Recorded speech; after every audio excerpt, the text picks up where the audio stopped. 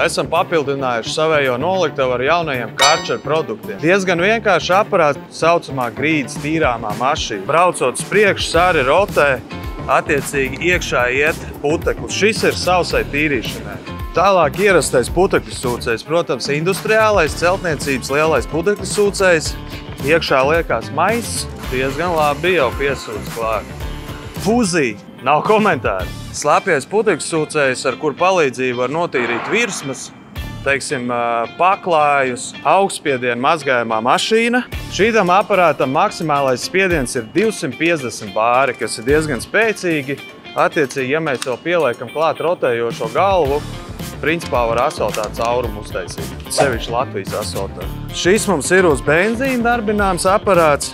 Tas ir svarīgi vietās, kur nav pieejama elektrība. Šim aparātam maksimālais spiediens ir 210 bāri. Šīs, teiksim tā, arī no manas pieredzes izstās visjaudīgākais Karcher aparāts, darbināms uz 3 fāzēm ar 500 bāru spiedienu. Pats nekad neesmu ar 500 bāriem strādājis, bet droši vien pamēģināšu, diezgan iespaidīgs. Šis ir ļoti labs tādiem smagiem tīrīšanas darbiem, pieņemsim brūģi vai vienalga kaut kādu sēgumu šādu te.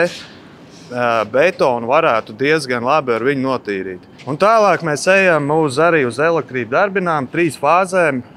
Ar ko viņš atšķirās? Viņš atšķirās ar to, ka viņam ir ūdens uzsildīšanas funkcija. Attiecīgi darba spiedienu viņš taisa no elektrības un nepieciešamības gadījumā ar dīzeļu dzinēju sildam ūdeni. Ar karstu ūdeni ir vieglāk mazgāt nekā ar augstu ūdeni. Sarkanais ir speciāli sarkans, jo te mēs lejam dīzeli. Šeit mēs varam uzregulēt, cik tad daudz mēs gribam uzsildīt šo ūdeni. Šajā rezervuārā liekās speciāls ūdens mīkstinātājs. Tas ir diezgan svarīgi šiem te karstā ūdens mazgātājiem likt klāt šo speciālo Karcher arī ūdens mīkstinātāju. Ja tev ir nepieciešams kāds no šiem lieliskajiem jaunajiem Karcher produktiem, zvani mums, zvani man, piemeklēsim tev labāko variantu.